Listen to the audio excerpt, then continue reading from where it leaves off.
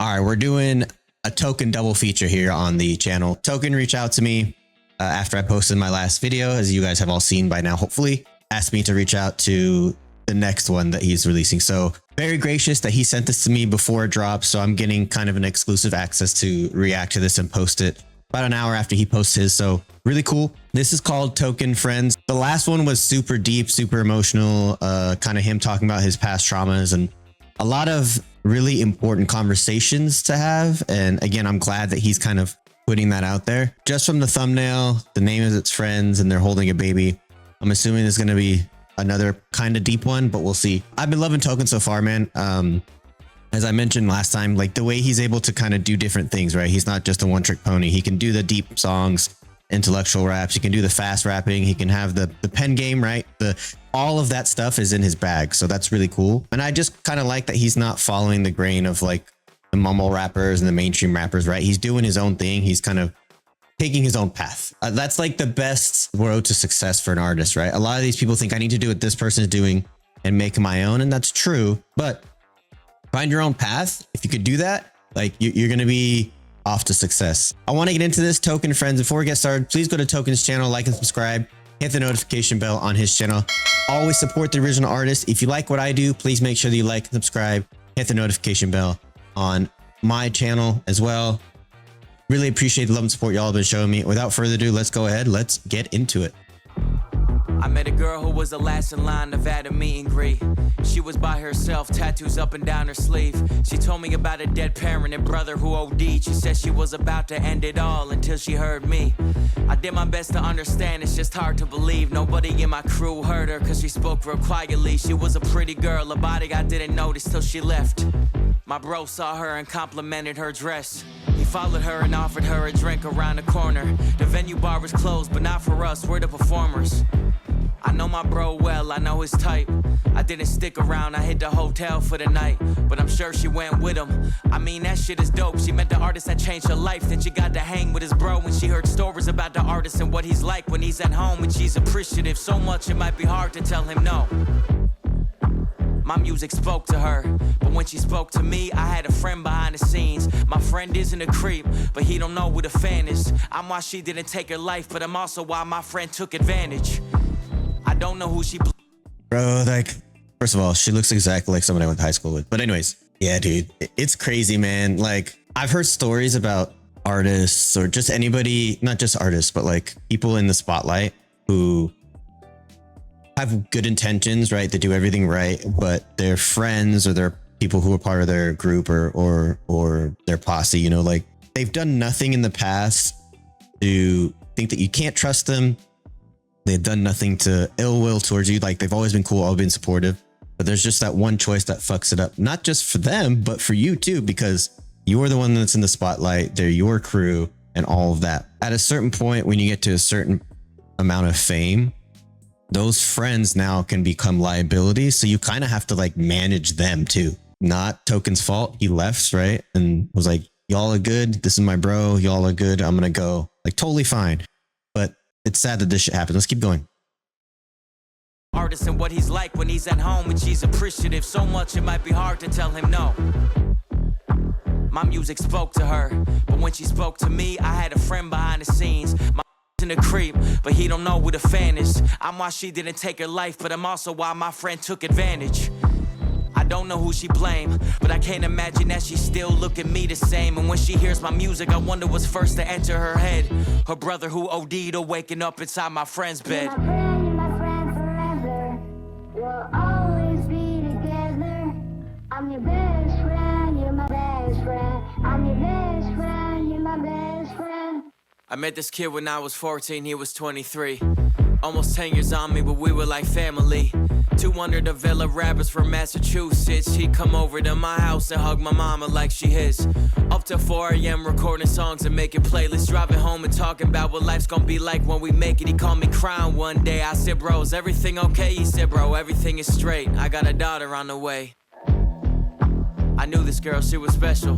Hang with us at the stew, throwing words out the freestyle. She gave birth a healthy child, rose a father, she was wild. By the time they potty trained her, I was starting to go viral. By the time she was like 4, I was just beginning to tour.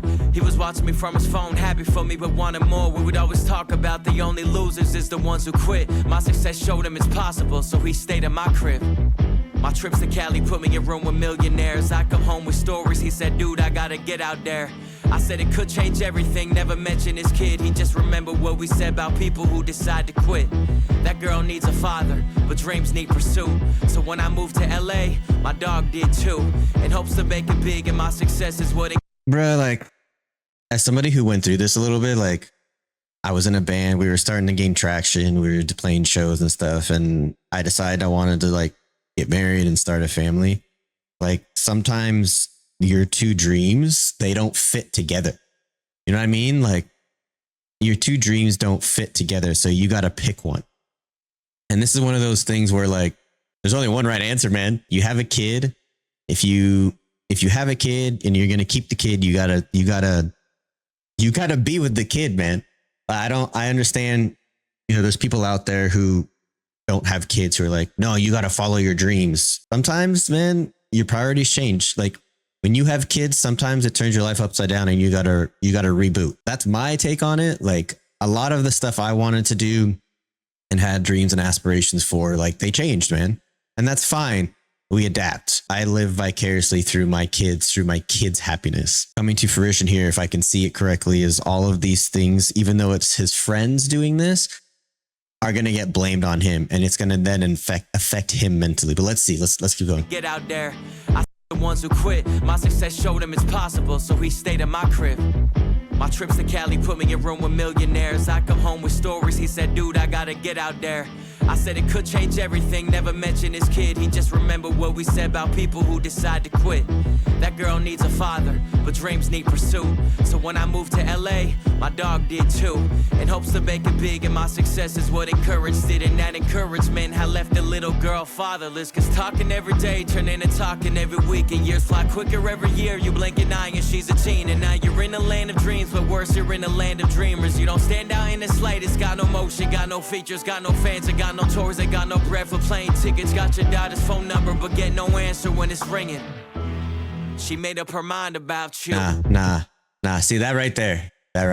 This is crazy. I had a conversation with my wife yesterday. And again, TLDR, really, really short story. I'm so hard on myself when it comes to parenting, dude. Like, if I do something that makes my daughter look like this, everything, I'm going to stop what I'm doing. I'm going to talk about changing something. Something needs to change if I'm causing that, right? And I'm not talking like, oh, I took away her toy as like punishment for doing something wrong, right? I'm talking like, no, I'm not being supportive. I'm not being the father I need to be. That's what I'm talking about. My highest priority is my kids. And that's how it should be. Like, the bare minimum for parents is to love them and be there and be present. Those are the bare minimums. I think a lot of people get praised for doing that now. It's like, nah, that's the bare minimum, dude. That's the bare minimum. And being Token's homie doesn't hold weight like it used to. Me and my bros still hang. I ain't see his daughter since the high chair. I moved out to Cali, but he started a new life there. I feel his pain, I never mentioned there's no purpose for me. So when we get together, I just tell him more stories. And he tells me about his single that he's waiting on a mix for. I still give encouragement, cause that's all I'm good for. But he never gonna make it. And what's the biggest loser? Look, a quitter or a deadbeat dad in Hollywood. That's my dog, though. Oof. I mean, Token said it, bro. Encouragement, cause that's all I'm good for, but he never gonna make it. And what's the biggest loser? Look, a quitter or a deadbeat dad in Hollywood.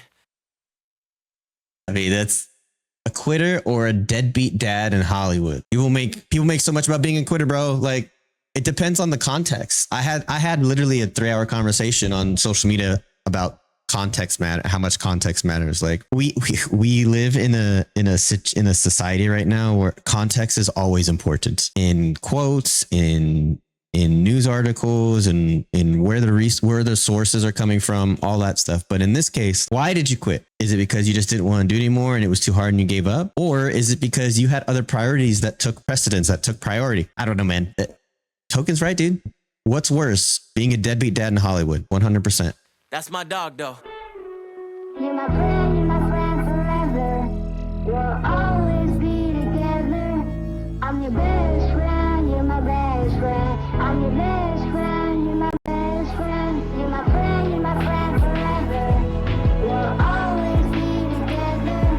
I'm your best friend, you're my best friend. I'm your best friend, you're my best friend. Daughter wanted to see why he moved out there and for what. And now she's going to be into his music and now learn from his angst and his attitude. Bro's coming April 29th to Sacramento. Interesting. Token, I might come see you, dog, on April 29th. The Ace of Spades. Let's go. Yeah, dude. Like the storytelling, I feel like with Token is really cool. We have storytellers like Slug from Atmosphere. If you don't know who that is, go check him out. One of my favorite all-time rappers. Started in the underground scene, is now really big in the indie scene. One of the better storytellers, at least of the modern day, right? There's been a lot of great storytellers in rap. Common's one of them. Nas is one of them. We have a lot of good storytellers, and I think that's kind of been a lost art since the inception of rap really was storytelling. But I think that Token keeps it simple, right? We have Ren, who again also keeps it simple, but his words are poetry, if that makes sense. Token kind of keeps it simple, man. He tells you what he's talking about. He tells you the words. He tells the story. They all rhyme. They sound great. He's got the inflection, but it's very easy to understand. And I think that's good, dude. Like, we don't need every single rapper to be a fucking poet. Tupac was a poet, and you heard some of it sometimes, but he didn't always go with the poetry. I think that's it's really cool to see that Token's kind of just doing what he wants to do. This is a lot like the collab he did with Ran, right? This simple storytelling, talking about your problems and how you're feeling, right? Then we had the Tech 9 one, which was again storytelling, but we had the speed rapping, we had the rhyme scheme flips, we had the pen game there. And then the last one was again storytelling, right? We had deeper stuff again with some rhyme scheme changes and stuff. This one, he kept it simple, man.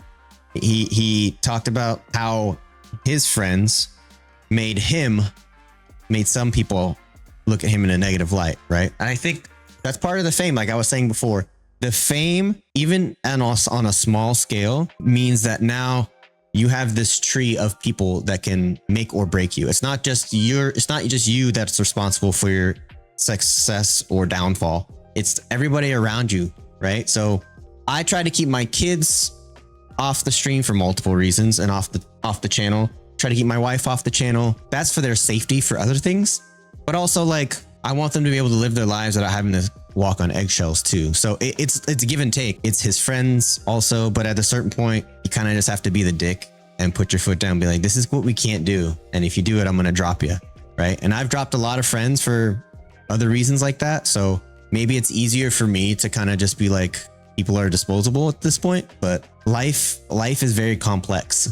And it's crazy how he talked about how, you know, this fan came up to him and said how basically he saved her life. And it's really surreal as somebody who's been told that before, and somebody who's, you know, oh, my videos got me through this and got me through that. It's a surreal thing, man. Like, I don't do much on this channel. I listen to music and I talk about it. And if it invokes some type of feeling, then I'll talk about my feelings and how it made me feel in that moment. But like, I've always said that, like, if my video can help one person that day, then it's a success, right? I don't care about the views. I don't care about subscriptions. I don't care if it has 1 view, 1 million views. I mean, obviously that would be great, but if it has 1 view or 1 million views, if I help one person with that video, that's a success. That's the goal. That doesn't mean that's the expectation.